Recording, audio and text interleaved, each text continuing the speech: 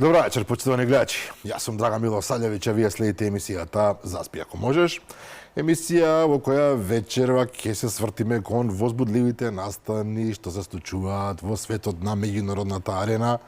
Настани за кои што јас морам да признавам дека сум силно заинтересиран, секогаш биле дел од моето интересирање, впрочем, исто како и на мојот вечерашен гости, наскоро ќе ви го представам, но претходно сакам да кажам нешто, не сум обрзан, сакам да го кажам едноставно. Именно вчера, додека зборувавме со колегата Цветин Чилиманов за случувањата и последиците од локалните избори во СДСМ, партија која што навистина има проблеми, губи голем број на гласови и се делува како да е прилично дезорганизирана. Го спомнав името на Софија Куновска, која порано беше важен чинител во оваа партија. Ја спомнав во смисол на тоа дека напишала одреден текст околу случувањата во партијата, дека не се добри и така натаму. А потоа зборував си за некои други личности кои што биле дел од СДСМ како високи функционери, меѓутоа со време се разишле со партијата и повторно вела, ова го кажувам ова за да имам чиста совест, ништо повеќе од тоа. Господата Софија Куновска факт е практично излезе од органите на партијата многу порано од другите и тоа излезе затоа што јавно и отворено се спротивставуваше на политиките на Зоран Заев во одреден контекст. Во одреден смисол се извинувам, за разлика од другите кои што беа спомнати во емисијата, кои што почаа да го критикуваат, дури откако беа маргинализирани во партијата и мислам дека оваа разлика треба да се напомене, бидејќи во вчерашниот разговор можеше да се заклучи дека и таа е дел од оние кои што најпрви биле маргинализирани во партијата, а потоа почеле да критикуваат. Повторно велам ова го правам заради себе, за да има јаснотија, бидејќи некој би можел да ги стави во ист контекст, а сметам дека тоа не е фер. Но, толку за оваа тема. Вечер разберуваме, велам, за случувањата на меѓународната сцена и со мене во студијата е мојот колега Александар Србиновски. Добра вечер, Александар. Добро вечер, баш ми е драго дека присуствувам во вашата емисија повторно. Александар, за жал, се помалку имате време, ќе задржиме правилото за новинарство, затоа што сте вие представник на една глобална иницијатива која што се бори против интернационалниот организиран криминал. Исклучително важна иницијатива која што одзема многу од времето, која што бара многу фокусација, многу работа и некако ве вади од колосек, веројатно, во новинарството. Па да, но еднаш новинар за секогаш новинар би рекол. Тоа е точно. Јас се уште пишувам и работам за National Interest, американски неделник кој што се бави со геополитика. Глобалната иницијатива во моментов ми е платформа со која што работам, на која што ги истражувам негативните ефекти од војната во Украина и во други конфликти во светот. Па така, тоа е некој како да речеме и академско слеш новинарско работење моје кој што е веќе последните 5-6 години ми е во фокусот. Да. Кога дојдовме во студиото, помислив да позборуваме за овие што направија грабеж на накитот во Лувро, тоа секако организиран криминал, меѓутоа мислам дека сепак нема да биде дел од нашата приказна вечерва, иако морам да признам, влегле професионалци, ограбиле тамо драгоценности кои што се безценети, кои што не може да се вреднуваат во пари, една им паднала, што е малку чудно. Па поентата е она што барем со сигурност можам да го кажеме дека работејќи со ваква една меѓународна организација во која што во своите редови има нели освен како нас новинари, има поранешни представници на полиција, на меѓународни организации, обвинителство и така натаму. Факт е дека не секогаш властите или полицијата и државите може да се справат со чекорот со кој што се развива криминалот. Вакви случаи се веќе навикнати во медиумите, иако е спектакуларен се со ова ќе го има во филмови сигурно, не спорно. Да, остави трага и белег на едно случај. Конкретно не сум работел на овој предмет, но можам да заклучам дека дополнително ќе се пишуваат и филмови, и романи. Само да јас сакам да потенцирам, ние како медиуми сега би требале да имаме одговорна една позиција кај што нема толку многу да го публикуваме овој настан во смисла да ги глорифицираме Апсолутно, актерите. апсолутно Бидејќи сте тоа да. пота Бидејќи тоа се криминалци, да не се лажеме, луѓе кои што влегли и ограбиле бесценети драгоценности од музеи од светска класа, тоа се криминалци. Да. Иако некој сака Арсен Лупен да прави од нив и не знам приказни од романтични, не се овие Робин Худови, овие се криминалци. Да расчистиме. Но да влеземе во ова што ни е нас за вечерва примарно, се најавува многу бурно фамозната средба во Будимпешта меѓу председателот на САД Доналд Трамп и председателот на Русија Владимир Путин. Подготовките се во тек, сега буквално излегуваат информации дека има одредени проблеми, имено Марк Рубио и Сергеј Лавров, министрите за надворешни работи, требаше да се видат како подготовка за овој настан, не се видоа, само разговараа телефонски и веднаш светските медиуми излегува со информации дека всушност ова би можело да значи дека средба меѓу Путин и Трамп воопшто нема да има. Мислам дека ова е избрзано. Факт е дека не се согласуваат. Причините поради кои што зборуваат дека не се виделе несогласувања околу форматот за постигнување мир. Па тоа сега, како да кажам, и аматер би рекол, па да, не се согласуваат. Би требало да најдат простор да најдат некаква средина за која што може да разговараат. Меѓутоа, тука се разбира и Зеленски Володимир, председателот на Украина, кој што има своја сметка, имаме Европската унија која што има своја сметка, но вака еве за почеток, доколку се случи тој фамозен самит, за разлика од оној во Алјаска кој што беше прв примарен почетен согледување кој е кој, овој би бил многу конкретен и ќе се однесува исклучиво на војната во Украина, барем така е најавено. Мислите дека може да направи нешто што навистина ќе донесе мир после 3,5 години војна таму? Дали ќе донесе мир, тоа е се уште дискутабилна работа. Она што со сигурност можам да го тврдиме дека американскиот претседател Доналд Трамп е, ако не е најистакната фигура на глобалната политика која што всушност навистина сака мир. Гледајќи го од перспектива на европска држава и на Македонија, ние се сочувствуваме нормално со настаните во Украина од многу повеќе причини. Меѓутоа, ваков состанок е посакуван, ваков состанок е потребен. На крајот на криштата ние говориме за состанок во било каква форма и во било каква механистичка средба меѓу двете најголеми геополитички суперсили, тоа се САД и Русија. За жал, Европската унија како меѓународно тело не може да се споредува со моќта кои што ја етаблираат овие два геополитички центри. Што нас како европјани не ни е драго, иако не сме во ЕУ, не ни е драго, но така стојат работите. Ова е да речеме просто факт. Точно, но јас имам едно видување во кое што Македонија како држава секогаш се придржува кон лојалност кон својот најголем геостратешки партнер, тоа е САД. Конкретно нашата надворешна политика, иако сочувствуваме со Украина, ја поддржуваме она варијанта која што под раководство на председателот Доналд Трамп ќе прогнозира мир. А се надевам тоа ќе се случи. Можеби нема да се случи после првата средба, но сигурно е добар чекор кој што ќе следи во иднина. Проблемот во овие состојби е што нели општо познато веќе на сите, руската страна во конфликтот не го доживува украинскиот председател за легитимен државник. Затоа што му е поминат мандатот и затоа што тие би разговарале само со собранието на Украина, што не може, тоа е Врховната Рада, нели? Меѓутоа тоа е неизводливо. Сепак Зеленски за целиот свет е легитимен. Па да, но и покрај правилото дека тој фактички, меѓутоа војна состојба сега реално како? Што да прави? Да има избори. Нормално, но ние говориме за суперсила која што настапува со своите тврдења од позиција на моќ. Москва или Кремљ воопшто не размислува каква е политичката коректност во спроведувањето на нивните интереси. Тие чувствуваат и сметаат дека нивната државна безбедност е загрозена од било која нивна причина, спроведуваат воена операција, која што тие само ја нарекуваат воена операција, Западот. Да не се лажиме. Разликата е во тоа на меѓународните репрекусии судски потоа. Кога би објавиле војна е сосема нешто друго. Точно, но на пример и песочна бура на САД на Блискиот исток и слично, сите тие беа војни операции, така. Не беа отворени конфликти покрај одредени. Така не беше прогласена отворена војна. Да се вратиме на темата. Дополнително интересно е да се види во периодот како ќе реагираат Европската унија пред се од перспектива на Германија, бидејќи во моментот Франција е во една нестабилна политичка клима, каде што тие не може да бидат decision makeri во моментов во Европа. Си имаат внатрешни проблеми, апсолутно. И Унгарија е избрана како центар кој што е, да бидеме искрени, избалансиран. Има солидни контакти со Руската Федерација и со САД и е членка на Европската унија.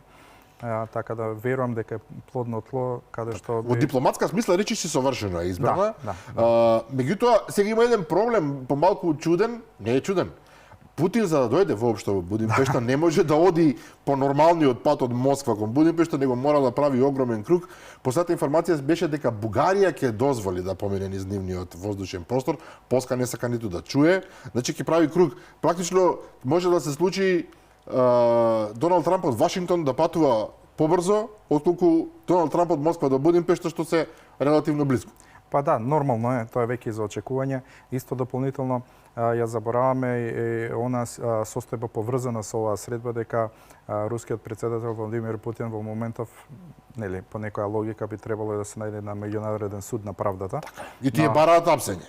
Но кој ќе го опси Владимир Путин? Сега ова е самиот чин дека тој веќе присуствуваше на територија на САД, сега ќе присуствува во Европска унија, не верам дека таков епилог воопшто ќе се деси, со што нели, како и нормално секогаш меѓународното право е малку специфично поделено, има повеќе еднакви држави и помалку еднакви држави. Орвел пишува лодамна за тоа, за жал тоа е така, меѓутоа кога има и наши аналитичари кои што отворено велат, нема што се согласуваме или не, така стоите работите. Како ќе го апсите Владимир Путин?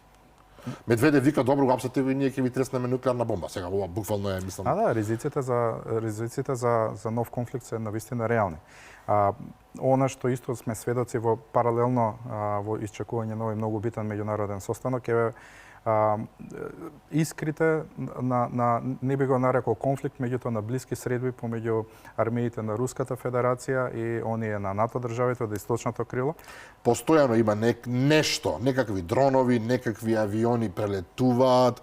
Имаме состојба блиска на она. Јас не сакам да кобам како се вели, на меѓутоа навистина имаме состојба блиска на 39-та година.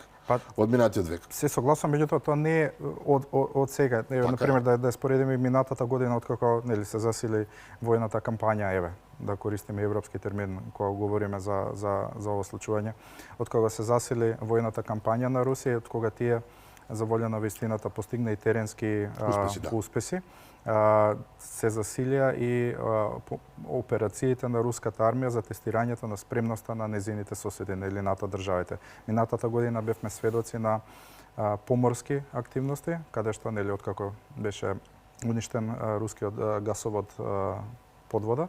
Така, Северниот ток. Северниот ток. Недокажано, но и тоа е, ако сме реални, јасно е кој го направи тоа, меѓутоа руските поморски сили слични активности спроведува. Дроновите се само новата фаза, што на нам не говори дека ние допрва ќе живееме во период во кој што ќе бидеме сведоци на така наречена хибридна клима. Хибридна клима подразбира чести прелети на дронови, кои што се многу проблематични во меѓународна смисла на зборот, бидејќи постојат дефиниции со кои што не можете директно да обвините некого за војна агресија. Но потоа имате хакерски напади, потоа имате дури дезинформации, така. Еден момент за кој што не сум разговарал до сега со никој во емисијата, сакам да ве прашам. Откако започна војната во Украина, се случуваат експлозии, разноразни хаварии во фабрики кои што произведуваат оружје, кои што произведуваат муниција, или насекаде по Европа и во САД. Некој отворено велат, русите го прават ова, нема докази, меѓутоа факт е во Германија да се случи и хаварија на фабрика е реткост. Да бидеме реални. Кога се случи во Пакистан, немам ништо против пакистанците, викате добро, обично стандардите се ниски, но во Германија тоа не се случува. Во САД не се случува и се нагло гледате, експлодираше фабрика, ова се случи, жртви и сите го пружаат прстот кон Русија, меѓутоа без да изведат чист доказ. Јасно еве го фативме овој како подмет на нешто, меѓутоа се случува. Нормално, шпионажите, Ова е дел од хибридната војна. Хибридната војна, практично. Наративот кој ќе се погледне во смисла кој би имал интерес тоа да се случи е јасен. Сигурно не е Шведска, така е. Точно. Меѓутоа, од друга страна и да обвините нуклеарна сила дека таа навистина имала своји активности за да саботира. А нема црно на бело, за тоа зборувам. Точно, тоа и затоа сите се многу предпазливи како ги дефинираат работите. Истовремено, тука се приметува и еден нов тренд во кој што еволуира звечкањето на мускули или на оружје меѓу двете сили. Прелетите со дронови се интересни од гледна точка што на овој начин Русија го тестира механизмот на НАТО, колку е тој спремен да реагира. Некој дрон што вреди, не знам, од шахет илјадници долари, неколку илјади долари во најдобар случај, во најдобар случај да е срушен од ракета што вреди милиони долари. И сега самиот момент на провокација на НАТО силите, нивните прелети, трошењето на гориво на авионите, активирањето на радарските системи само дополнително го празни буџетот на источното криво. Не е дека тоа е во незавидна положба, напротив, тоа е во одлична положба, меѓутоа само едно наговестие како животот на нас ќе изгледа, дури и во моментите кога ќе се заврши војната во Украина. Затоа многу е битно средбата во Унгарија да биде продуктивна. Наредната, доколку воопшто се најде решение сега, да биде уште попродуктивна за ние да имаме некој траен мир. Траениот мир во оваа војна завојувана држава подразбира и промена на територии, поделување на граници. Тоа дополнително ја дестабилизира планетата, би рекол, не само. Сега доаѓаме до тој момент. Ситуацијата не е новитет, меѓутоа ситуацијата се смени во голема мера откако администрацијата на Трамп се појави на сцената, откако влезе во играта. Имаме војна која што повеќе или помалку 3,5 години, освен почетокот е рововска, зборуваме се борат околу некое село тамо со недели, околу некое граче за кое што објективно не сме ни знаеле дека постои до војнава. Сега ги научивме сите. Ќе ви кажам и за Покровски, за Краматорски, за Славјанск, претходно не знаевме дека постојат такви мали градчиња. Една страшно истрпувачка војна со огромен број на жртви. Меѓутоа и натаму Русија не успева да го освои целиот Донбас. Луганск е 99%, Донјец е околу 78 или така нешто, не ме фаќате за збори, тоа се менува. Меѓутоа, украинците жилаво се борат буквално за секое село. Ова е специфично тоа што се борат за секоја куќа, ми се чини. Не отстапуваат ни еден како викаат она, ни една јота не отстапуваат. И сега ги имате американците кои што велат, видете, за мир вие треба да се повлечете од остатокот од Донјец што го контролирате, а на другите места, тука зборуваме за Запорожје, за Херсон, можеби за Харков, добро во суми тоа е веќе помалку, би останале границите какви што се во моментов линијата на разграничување. Ова и да сака, ми се чини, Володимир Зеленски не може да го прифати, затоа што климата во државата после стотици илјади мртви и 3,5 години војна е таква, што никој не сака да прифати едноставно отстапка на територија. Неговата последна изјава беше: сакаме мир, не ви даваме територија. Се согласувам, но има и дополнителни факти што нормално ние не би можеле да ги знаеме тука, најверојатно не. Се разбира. Ние само анализираме, не може да знаеме што зборат во председателот на Русија и председателот на Украина подобро ги знаат човечката сила е во прашање. Кој колку може да издржи? Точно. Финансиите веќе не се толку фактор во смисла и покрај економските блокади на Русија, очигледно дека тоа не го наштетува начинот на кој што тие ги диверзираат своите средства во смисла на војување, на опрема, на изградба на нови системи и така натаму, односно се отпорни на и покрај сите надежи на Европа излезе дека можат да издржат. На нивен механизам, на нивен начин на живот, тоа претпоставувам им функционира. Проблемот е во тоа што Украина можеби стварно навистина, како што тврди председател Доналд Трамп во неговата последна изјава, не може да го издржи темпото на долг план. Не знаеме искрено со какви проблеми се соочува Русија, бидејќи генерално медиумскиот простор во Русија е прилично затворен. Никој нема да ви каже апсолутно. И дополнително и етиката на новинарите таму е поинаква. Поинаква, да речеме благо. Така да човечката загуба е огромна. Имаше некоја статистика пред можеби 3-4 месеци каде што сега не памтам точно изворот, околу милион и половина војници се загинати на двете страни. Тоа е огромна страшна цифра. бројка, да. Каде што тука не се бројуваат цивилите, не се бројуваат инвалидите, не се бројуваат. Што е обично Повредените се обично најмалку 2 пати повеќе. Линијата на фронтот е 1200 километри. па надминува дури Лјубљана, Истанбул. Може да замислите каква. Тоа е линија на фронт каде што константно имате судир. Ваков интензитет немала војна во, јас мислам, од Втората светска војна наваму. Се согласам со тоа. И навистина е чудо како се уште, особено Украина дава отпор. Јас затоа што навистина ова е војната во Југославија со сите незини катастрофи, да не ни се повтори, е ништо во споредба со оваа војна. И сега има еден нов момент што е многу важен и интересен. Фамозните Томахавк ракети. Украина на почетокот се бореше со свое оружје. Зборувам на почетокот на војната, која што беше главно советско. Во меѓувреме добиваше се повеќе и повеќе западно оружје, се преориентираше војската на западниот начин на војување. Сето тоа го знаеме и на неколку месеци добиваше ново и пософистицирано оружје во оваа или во онаа гранка на војувањето, кој што требаше да направи разлика, кој што требаше да даде предност на Украина. Дали тоа беа во прашање тенковите челенџери, дали беа во прашање, не знам, дронови, дали беа во прашање ракети, Storm Shadow и така натаму. Меѓутоа, не се случи објективно таква разлика и сега повторно се вложува многу во фамозните Томахавк ракети, кои што ги поседува само Америка. Да, сакате да влезете веднаш и кој што Америка едно време, односно Доналд Трамп рече, па добро ќе им ги дадеме, тие може да додат многу длабоко во руска територија, веројатно да погодат и во Москва и во Петербург, која што е веројатно линија која што не може да ја поминат русите, во смисол на црвена линија, после која што не знам што ќе се случи. Меѓутоа Зеленски отворено ја бара, вели дайте ми ракети, ќе ги гаѓам во Москва.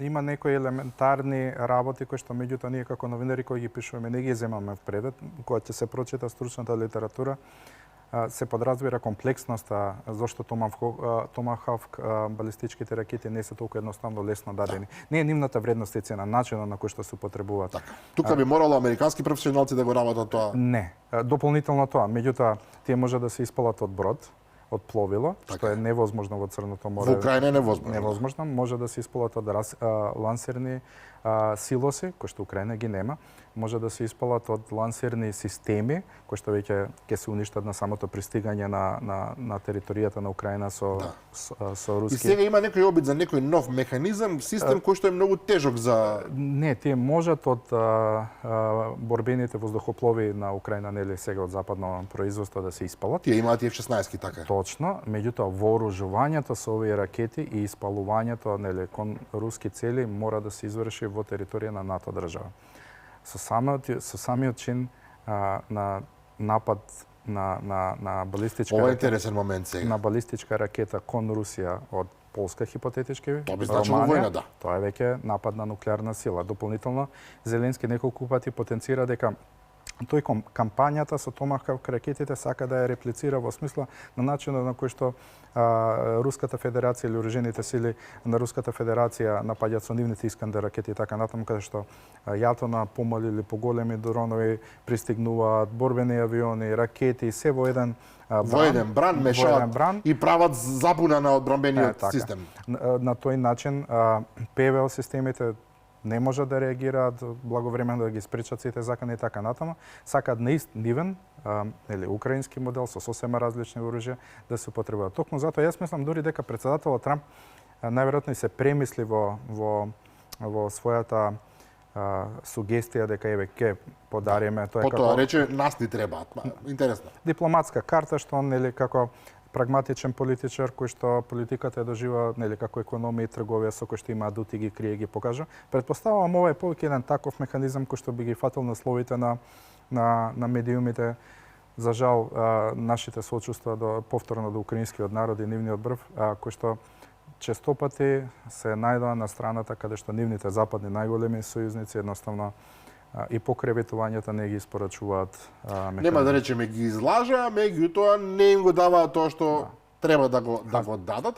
Меѓутоа, факт е дека веќе долго време Украина успешно пробива на руска територија, зборуваме на чисто руска територија, не на ова што е завојувано, и тоа длабоко. Неодамно имаше рекорд еден, преку 2000 километри успеа да влезат во руска територија, да погодат некоја рафинерија на крај свет па лево негде во Русија, и тие прават штета. Не е сомнено дека прават штета, рафинерии горат, често пати погодуваат и некои војно-индустријски комплекси. Се сеќаваме на оној феноменален напад кога уништија бројни авиони на една воена база во Русија, кој што беше спектакуларен, направен од руска територија. Очигледно тајната служба на Украина одлично работи. Меѓутоа, ако ја земеме пропорциите на Русија, колку е голема, колку има објективни ресурси и можности, овие и вакви удари прават штета, но не можат да го уништат потенцијалот на Русија до таа мера да стане слаба во оваа војна. Можат ли томахавките во тој начин да придонесат или ќе бидат само застрашување? Па сигурно ќе го разгорат нивото на војување. Точно, украинската разузнавачка воена служба се покажа дека функционира можеби на нивото на МОСАД. Ние да не забораваме дека освен борбените напади ќе изврши и успешни ликвидации на високи генерали и на генерали и така. Што значи се присутни секаде, се борат да се забранат својата, да се одбранат својата држава. Нивните војувачки механизми и политики генерално се дизајнирани за да ја заштитат својата територија. Тие верувам дека немаат интерес дополнително да разгорат нова војна со Русија, иако ние, па повторам, во моментов не знаеме точно Русија со што се справува, на кој начин ги обновува своите загуби во ратот, нивната борбена индустрија натаму функционира исто и на украинската. Добро, тоа се работи за војни тајни кои што ќе ги откриваат историчарите во децениите понатаму. Ние точно ќе да знаеме што се случува многу подоцна, а можеби некои работи и никогаш. Па оваа војна, освен тоа, го споменавме фамозниот напад со јато на дронови од контејнери сместени на камиони и така натаму. Потоа имавме руската офанзива низ каналите со газ, кој што исто е спектакуларни се некои од тие работи, апсолутно, и сигурно и дроновите и се поврзано со тоа. Оваа војна геополитички ја смени и војната доктрина во кој што функционираат модерните армии. Ако до сега армиите беа дизајнирани да се справат со терористички закани, со користејќи напредни технологии, сателити и така натаму, војната во Украина го покажа спротивната. Дека ќе се војува во фронтови, човечката сила е на терет, повторно е сега токму затоа и многу држави ја враќаат употребата и зголемувањето на бројот на регрути во редовното служење на војска во своите редови, токму затоа, пошто се мина доктрината со кој што ќе се бориме во иднина да зачуваме безбедноста на европскиот континент. Што станува се покомпликувано, морам да признам, но кога сме се уште кај овие тајни служби и нивните операции, го спомнав тоа на почетокот, видливи се. На секој чекор ни низ Европа и па и во САД, ниту руската тајна служба не спие, тоа е дефинитивно, но украинската има една предност, ми се чини, во фактот дека во Русија живее огромна украинска заедница, милиони луѓе. Украинците и русите, да не ме свати некој погрешно, се истородни народи, блиски. Србин и Хрват многу е тешко да направите разлика. Точно. И ова е тоа, вие можете во Москва комотно да влезете како украинец, а да пројдете како русин без никаков проблем, што не е баш лесно за западни народи или да не зборуваме за некој од Азија или од Африка, и можете едноставно да се инфилтрирате во општеството затоа што веќе сте били присутни. Нивната заедничка историја е со векови, тие се знаат и предобро се знаат. И тука морам да признам дека украинската служба работи веројатно поквалитетно и е како се вика тоа, нема да речам понемилосрдна, меѓутоа подиректна во работите. Украинците се зборуваше дека русите доколку сакаат би нашле начин да го ликвидираат Зеленски, да го ликвидираат, не знам, сирски генералот, Кулеба, било кој од функционерите во администрацијата на Украина, меѓутоа тоа не се случува. Ние во Русија видовме такви напади, на тлото на Украина баш не се гледаат, особено во Киев. Тие гаѓаат инфраструктура, меѓутоа не видовме напади во кои што би елиминирале навистина видни личности, кои што се одговорни дури и за нападите внатре во Русија. Се согласам со вас. Јас сакам само да подлечам дека поради морето на затворени информации за каква клима владее во Русија, ние сигурно не го знаеме дискусот што размислува генералштабот на Кремљ во смисла на тоа дали тие навистина сакаат да ги убијат првите луѓе на чело на украинската одбранбена структура или не, или пак може би играат на карта каде што тие ќе ги дискредитираат пред сопствените гласачи, пред сопствениот народ и потоа ќе се изврши промена на некој си хибриден политички систем кој што би бил можеби повеќе наклонет кон Русија отколку кон Западот. Тоа се доктрини во прашања каде што ние во овој момент можеме нормално да шпекулираме, али се извинувам, се согласувам со вас во тоа дека украинците не само што се покажаа дека се успешни во својата работа, тие се прагматични, користат нови технологии, предпоставувам многу во соработка со останатите европски партнери, кои што влијаат на секаков начин и во смисла на технологија, на опрема, на обука и така натаму. Меѓутоа нивните операции се за комплименти во смисла. Така е, за успешноста. Да. Неколку Мосад во овие децени назад покажа чуда, а последниве 2-3 години, кој како сека нека разбере, тоа што го направија беше повеќе од спектакуларно, начинот на кој што ги елиминира водачите на Хамас, Хезболах, на во Иран и така натаму, мора да се признае чудо невидено. Но ќе се вратиме на таа тема малку подоцна, зборуваме за Европа. Вие рековте дека Макрон не сака, но не е во состојба да диктира услови, затоа што навистина политичка криза во Франција е евидентна, Британија на Кир Стармер во моментов, па и во последниот период е агресивна, меѓутоа сепак имам впечаток дека на Мерц, односно на Германија, и е оставено приоритетното место и навистина господинот премиер односно канцелар на Германија, господинот Фридрих Мерц, е агресивен во изјавите кон Русија. Тој не се либи да каже, ние сме во војна со Русија, нема соработка со Русија, мора Украина да победи и така натаму. Не зборуваме за овие малите балтички земји кои што се поагресивни, веројатно од страв, тоа е веќе нешто друго, или Полска која што исто така радикално антируски расположена. Меѓутоа Европа и натаму повеќе или помалку, ако ги одземеме, Фицо, Орбан, ќе се најде уште по некој, агресивно инсистира на продолжување на војната додека Украина практично, нема да речам победи, но се најде во ситуација да не може да ги се диктираат услови. Па, добро, и таа европска... Но знаете како, германци не гинат овде, гинат доброволци, тоа е нешто друго. Не гинат пољаци, не гинат французи, гинат украинци. Се согласувам до некоја ниво, меѓутоа ние ги немаме евиденциите, платеничките сили во руската и на украинската. Но регуларната армија на Полска не гине, гинат украинците. Се согласувам, да, тоа точно. И конфликтот тие држави нормално се такви и нивните лидери имаат такви остри изјави, бидејќи конфликтот е непосредно близок до нивните граници.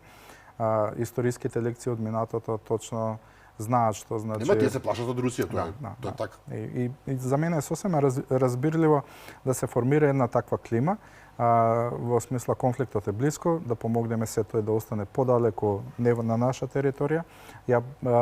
Имаше некаква интересна анализа во која што борбените сили на Полска во моментов, во смисла на квалитет, на опрема која што ја користат, на бројчаност, на технологија, на... Не жалат пари, апсолутно, да. И се издигнуваат далеку, можеби дури, со исклучок дека не поседуваат нуклеарен потенцијал, дури повеќе од Британија, од Франција и така натаму и така натаму.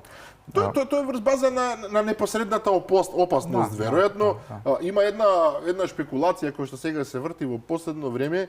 Оваа војна направи во овој момент, зборуваме во актуелниот миг, Русија и Украина да имаат најподготвени армии во светот. Точно. Затоа што тие директно и сега на лице место се принудени да работат со новитети, со новиот начин на војување, да се прилагодуваат, и тоа е тоа, нив ги прави во овој момент најспособни. И не е ни грешка кога Зеленски на некој начин вели ние можеме да бидеме гардот на Европа затоа што имаме најдобра армија таму. Некој ќе рече, ма дај како, ја имате Не, тие не војуваат.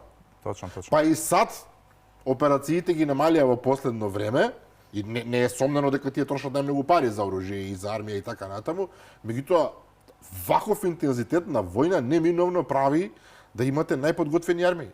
И конкретно овој воен конфликт не може да се спореди со никој во последните, да речеме... Со децении практично. Со децении, бидејќи иако е Украина помала географски од Русија и така натаму, тоа беше држава со значително големо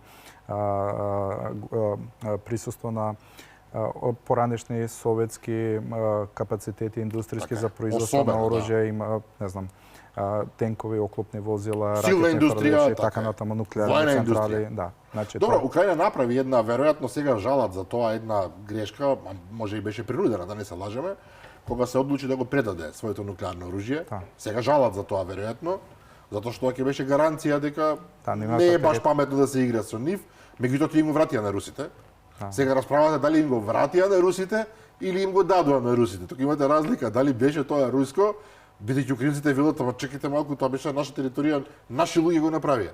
се согласувам, меѓутоа и дополнително државата Украина сега без да навлагам пристрасно или непристрасно, бевме сведоци дека децении наназад имаше нестабилна политичка клима, која што на кормило на државата носеше одредени политичари со корумпирани, не секогаш искрени, тие девастираа моќта на земјата и начинот на одлучување и сега на крајот на денот ти ако имаш политичар кој што може да го процени ризикот, ако јас до своите граници имам агресивен сосед, кој што, нели, се случува ова што се случува, нема толку лесно да подпишувам меѓународни договори и така натаму што ја загрозува нивната безбедност. Така да Ако направиме паралела со Македонија, нема да биде баш фино. Да. Да. Со каква леснотија кај нас се подпишуваа некои договори, па потоа еве сите се жалиме, не можеше така, не смееше така, меѓутоа се случи. Значи, генерално оставаме да видиме што ќе се случи со тој фамозен состанок во Будимпешта, доколку дојде до него, јас верувам дека ќе дојде, меѓутоа се согласуваме и двајца, тој ќе биде почеток на процесот, а не некаква, не знам, решавачки момент во кој што ќе се подпише нешто, затоа што за тангото во случајов не се потребни само двајца, ќе бидат потребни најмалку 5 мина. Ми се чини Европа ќе го бара своето место, Украина нормално вели вчера Зеленски буквално рече па не може да се договарате за нас без нас. Сега тоа не е сепак ова не е Чехословачка 38 година. се согласувам. И ќе си го бараат своето место неминовно, меѓутоа прашање е начинот на кој што функционира Доналд Трамп, начинот на кој што функционира американската администрација под него е навистина специфичен. Вие имате моментум во кој што тој посредбата во Аљаска застана на позиции ќе соработуваме со русите, ќе се отвориме, ќе трнеме некои од санкциите, ќе договориме мир. Потоа имате месец, два, три во кој што нешто се даваат изјави, нешто се случува и подеднаш кога дава изјава посредбата со Зеленски, мислам дека Украина може да си ги врати териториите, дури може да оди и понатаму, што некого толкуваше ќе влезат на руска територија, ќе им дадеме томахавки, ќе им дадеме ова, ќе им дадеме она. Сега имате повторно најава за средба со Путин по еден разговор телефонски во кој што вели не им даваме томахавки, чекајте малце, ќе се договориме и навистина е тешко човекот функционира на начинот на кој што функционира. Да. Тој е тоа специфичен, меѓутоа многу е тешко да се прилагодите. Па неконстантноста на неговите одлуки дополнително ја комплицира состојбата глобално, не би рекол. Глобално, апсолутно, не е само за Украина. На крајот на денот, САД пред Втората светска војна била држава која што е пацифички ориентирана во смисла незиниот интерес, се наоѓал далеко надвор од На Европа. незиниот континент. Така, на незината страна, нели. Доктрината беше не закачате дома, другото е... Да, сега, нели, Америка comes first и така натаму, претпоставам ова се некои рефлексии од тие изборни ветувања што ги има. Јас сум секогаш оптимист и ќе продолжам да бидам оптимист дека со непосредна, директна преговарачка сила на двете најголеми војни моќи дека ќе се затвори конфликтот на Украина. Европа, да, треба да биде присутна, нели, од оваа перспектива, меѓутоа колку таа навистина воено може воопшто да допринесе во разрешувањето на војниот конфликт е незначително мало во споредба на САД. Кога се говори дури за економската помош, иако постои кон Украина, често пати европските политичари сакаат да употребат мерки дека да, нашата економска помош е таква каде што ние ги воведуваме санкциите, не знам која рунда беше на санкции на Европската унија кон Русија. Мислам дека е 19-ти пакет, веќе искрено тешко е да така, се следи. никој не може да го следи чекорот. Па потоа еве ќе ги искористиме замрзнатите средства на Русија во светот, да ги подариме на Украина и така натаму, што иако тоа декларативно го говорат, не е толку едноставно. Апсолутно ќе направи пореметување на пазарите, страшно вие ќе изгубите довербата и тоа е факт на сите. Не може вие нечии пари кои што биле ставени кај вас да ги земете и да му ги дадете на некој друг. Тогаш Кина ќе рече Што е со моите пари? Бразил ќе рече, а моите, мислам, ќе се создаде една верижен многу синџир на дисрупција. Сериозно пореметување на системот. Овде ќе има уште еден конфликт за кој што Трамп побрза да се пофали, се разбира, мислам на конфликтот во Газа, кој што наистина трае многу долго. Спомнавме преска Израел изврши напад врз неколку своји соседни земји. Успешно, ќе се толкува дали бе она во Иран беше успешно или не.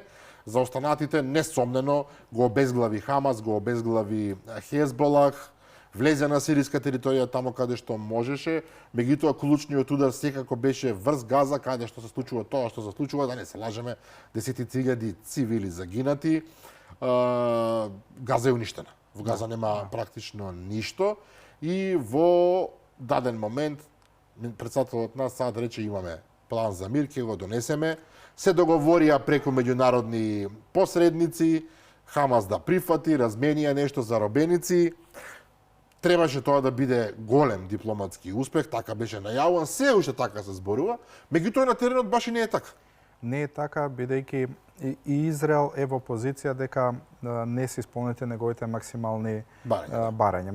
Барањата идеа до таа граница за влези на западниот брег, за проширување на државата надвор од сегашните граници и така натаму и така натаму. Израел е државата која што буквално националната безбедност ја гледа од призмата дека по секоја цена ќе се заштитат граѓаните на Израел и надворешните политики за со самиот напад во Катар што се случи. Тоа дополнително ја искомплицира состојбата бидејќи премиерот на Израел Нетањаху најави дури дека вакви слични операции може да следат и кон други држави кои што ќе се обидат да ги заштитат палестинските. Иако Катар важи практично за сојузник на Израел. Нема да речем сојузник, меѓутоа една од оние беневолентно расположени земји, така. Так, проблемот настана во моментот каде што загрозена се осети Саудиска Арабија. Саудиска Арабија е огромна финансиски разбирлива за сите нас држава, која што има своји проектирања на моќ, истовремено, меѓутоа не поседува нуклеарен потенцијал. Истиот момент, кога се осети Саудиска Арабија загрозена, подпиша пакт за воена соработка со Пакистан. Пакистан е нуклеарна сила, па кон тоа се приклучува и одредени држави и од Африка и од Блискиот Исток, кои што се со исламски предзнак на вероисповест на нивното население, и се формираше така наречено исламско НАТО. Сега парафразирам со терминологијата, меѓутоа медиумите слични наслови дадоа. Така да, операциите на Израел, верувам под силно влијание на оваа влада на САД предводена Трамп, која што е можеби најмногу произраелско од сите нивни претходници досега, го спречи ескалирањето на конфликтот. Дали е тоа праведно или не во однос на палестинците како луѓе со кои што поголемиот дел од светот има сочувство кон нивните загуби. Се уште не знаеме, се уште рано да се говори за тоа. Верувам дека конфликтот ќе остане замрзнат и натаму.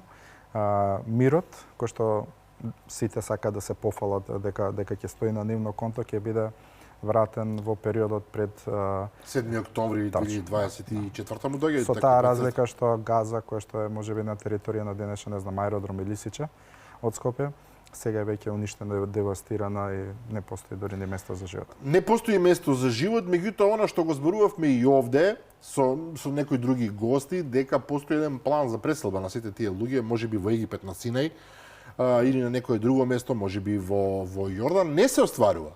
Едноставно луѓето одат и се враќаат, да се живее, речиси 2 години во онаква ситуација, вие немате тамо елементарни услови, таму немате вода, немате струја. Храна доаѓа кога ќе најдете, има луѓе што умираат од глад сега, да не се лажеме, и притоа имате постојани напади и борби.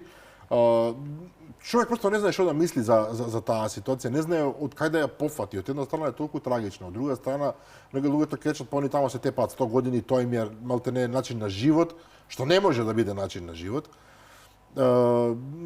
И кога гледате дека 2 дена после објавата на мирот, онака триумфалистички од страна на Трамп, гледате дека овие пак се борат, некако ја става целата ситуација во мрачни некои перспективи. Се согласувам комплетно. Ние мораме да сме свесни дека меѓународниот поредок и светот во кој што ние денеска живееме со ништо не може да се спореди на на да речеме добрата доба или позитивната доба на трајниот мир, така наречен трајен мир после Втората светска војна. Кога студената војна беше сепак студена, да. Да, и каде што нели големите сили, биполарноста на светот беше избалансирана и така натаму. Сега ние очигледно живееме во ера на мултиполарен свет, каде што конфликтите ќе настануваат во налик на Првата светска војна. Помоќните држави ќе ги окупираат помалите и практично никој го нема. Меѓународниот поредок и меѓународното право во овој момент можеме да кажеме дека се послабо функционира. Па тоа не е ново од сега. Се разбира. Тоа почна од 90-тите години од распадот на Југославија. Но сега веќе е уште да се формализира. Да. Уште некој да рече Обединените нации, добро, супер, Па веќе нема и потреба да се Кам тој го кажа на веќе немате потреба да се сеќавате. Да. Сега во тој смисол и самиот споменавте, специфичност е во последниот период избавнуваат војни, добро се разбира, тие што следат знаат и зошто и како, меѓутоа вака кога ќе ги сознаете на прв поглед делуваат од нигде никаде.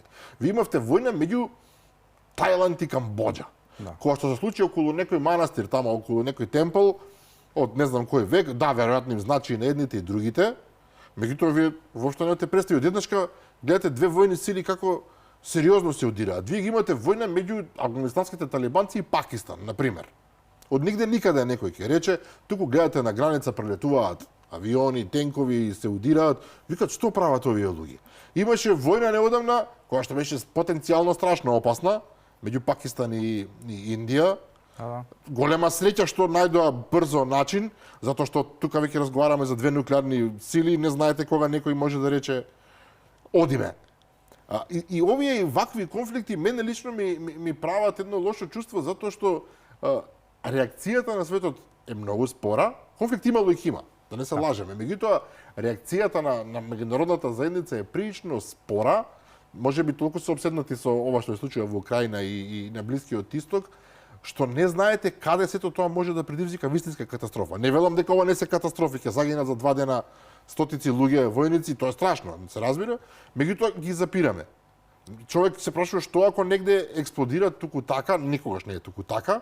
Меѓутоа, меѓународната заедница во смисол на силите кои што се могни, да рече, знаете што, немаме време сега, занимаваме со вас. Декларативно немојте ве се тепате, ама уствари, всушност правите што сакате. Точно, безбедноста е скршена глобално.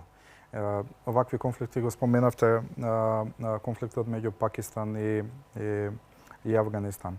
Тие беа сојузници со не знам, со декади назад. Ма не можеме да вадиме вакви примери колку сакате, треба само да се сетиме сега од каде се не се случува по некоја. Битката за ресурси сега е многу посурова, таа веќе не е економска, туку е воена. Директна, да. Да, дипломатите веќе ги изгубија своите рукавици со кои што нели влијае на тие процеси. Сега е многу на по-директен темпо, на по-директен начин. Еве сега конкретно кога го споменавме, Авганистан се најавува дури можен потенцијален конфликт за ресурси, за вода. Бидејќи во Авганистан речните фондови ги збогатуваат неколку провинции во Иран, неколку провинции во поранешните советски републики, Таџикистан и така натаму, Казахстан, и сега нели талибанците, пошто тоа не е режим кој што може баш секој да прегора, едноставно се решиле да се направат свои брани. Многу тешко се преговара со нив, тоа е сигурно. И тоа е дури возможна војна реакција, бидејќи нема некоја моќ која што глобално како доскоро беше САД. Да, но САД ја го напушти Авганистан и оставија таму огромна количина на оружје и им оставија да го вратат тамо каде што беше Авганистан, да бидеме реални. После 20 години демократизација тие го вратија во среден век талибанците за неколку месеци. И тие луѓе функционираат навистина по други принципи на сваќање на животот, не само на Точно. И генерално светот допрва ќе се. Ова е песимистички, меѓутоа е така стојат работите. Па реално, мислам да бидеме искрени, можноста за конфликт меѓу Кина и Тајван е исклучително формална и блиска. Прашање на време. Нормално тоа време може да се одложи, но Foreign Policy имаше своја една добра анализа во која што информираше дека постоел државен план на претседател Си Џинпинг, дека до 2029 година физички Тајван да припадне. Мора да припадне во по секоја мерка, по секоја цена, дури со ризик на на конфликт со останати сили. Со САД конкретно. Нормално. Двете се не само САД, Јапонија, Јужна Кореја и така натаму. Тие нема да стојат на страна, меѓутоа специфичен е моментот кога веќе се фаќаме за оваа тема. Тајван, тоа се кинези, да не се лажеме, тоа се кинези. Да. Меѓутоа кинези кои што долги децении живеат во поинаков систем од комунистичкиот, не сакаат да го прифатат. Па да, за волја на вистина и Кина веќе нема... Не е истата комунистичка, меѓутоа не сакаат да го прифатат. Таму е создадена една свест веројатно во граѓанството дека тие се посебна. Ако не посебна нација, посебна државност имаат во секој случај. Не толку колку Хонг Конг, кој што полека се прилагодува на фактите, или Макао, меѓутоа Тајван го брани морето, тоа е остров, кој што не е толку мал. Некој ќе рече да Кина е 1.300 милиони, овие се 25-30 милиони, се разбира дека не можат да се носат. Меѓутоа тука имате САД кои што се воено присутни од 1950-та таму или нешто и кои што го гарантираат безбедноста на овој ентитет. И тоа е исто така во дипломатски ракавици констатирано. Договорот предвидува дека ја гарантира државноста на Тајван во смисла како засемна, меѓутоа територијално тие признаваат единствено една Кина. Практично не признаваат држава. Да, и тајванските дипломати кои ќе пристигнат во САД немаат слобода да го истакнат своето национално знаме и символ, дури не можат да влезат на меѓународните конференции, не се признаени и така натаму. Но да не заборавиме, од време на време наоѓаат некои будалетинки по светот кои што ќе ги признаат на кратко. Имавме една таква, да не се враќаме сега, кога ние тргнавме да земеме милијарда од Тајван. Се прочетаа некои наши луѓе своевремено таму, видоа како изгледа Тајван, некои можеби и се опарија. Направивме тешка глупост, овака ако ќе гледаме од дистанца, бидејќи Кина не казни во Обединетите нации, потоа се повлековме, се разбира. Останува фактот дека тоа место лани преклани исто така имаше една сериозна психоза дека Кина ќе удри на Тајван. Буквално се чекаа часови, прелетуваа, не знам, во моментот кога американската претседателка на Конгресот, мислам дека одеше да го посети Тајван, за среќа не се случи тоа. Кинезите се уште ми се чини и можеби со ова полека ќе треба да затвориме емисијата, кинезите се уште играат внимателно. Пенетрираат економски секаде, апсолутно секаде, меѓутоа се уште веројатно врз база на силата што имаат и воена и каква сакате, многу се внимателни. Некој ќе рече, па тие се уште не го решиле проблемот во своето најблиско соседство со своите. Да. За да дојдат во ситуација, не знам, да удираат, напамет зборувам некаде во Централна Азија или во Европа, например. Се согласувам, но меѓутоа ние мораме да знаеме, ние говориме за држава која што има неколку илјадна годишна државност. Традиција, така е. За сега, дури ни за време на Втората светска војна и натаму не се бележат случаи каде што Кина окупирала територија на соседна држава надворешна. Ние говориме за провинции кои што биле одземени на овој или на оној начин политички. Во текот на вековите, колонијално и така натаму. Тоа не важи за Јапонија, тоа не важи за останатите држави од тој дел од светот. Така да, ја не верувам дека Кина има потенцијал за загрозување на безбедноста на соседните нивни држави, ако индиректно помагаат на Северна Кореја и така натаму.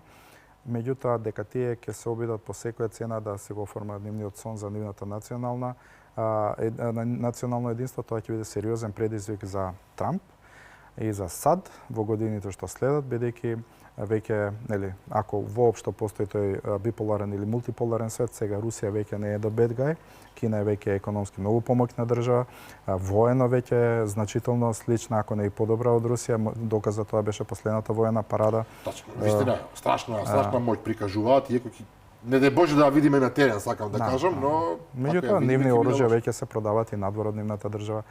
Пакистан ја доби битката во воздухопловство со Индија. Индија користеше Рафали, Пакистан користеше кинески и ракети и воздухоплови и така натаму. И тоа е практично испраќање порака од страна на Кина, да не се лаже.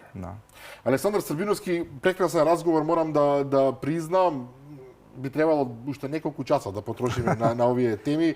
Мене ми се секогаш многу интересни, верувам и на гледачите, меѓутоа времето ни измина. До следниот пат. До следниот пат. Моје задоволство, уште еднаш ви благодарам на поканата. Да, почитувани гледачи, верувам дека уживавте заедно со мене во разговорот со колегата Александар Србиновски. Разгледавме повеќе теми кои што имаат големо влијание на случувањата на светската сцена. Утре во 15 часот се разбира, може да го проследите репризното издание на оваа емисија. Јас ви закажувам нова следба со мене и со нови гости утре вечер во 22:30. Пријатно.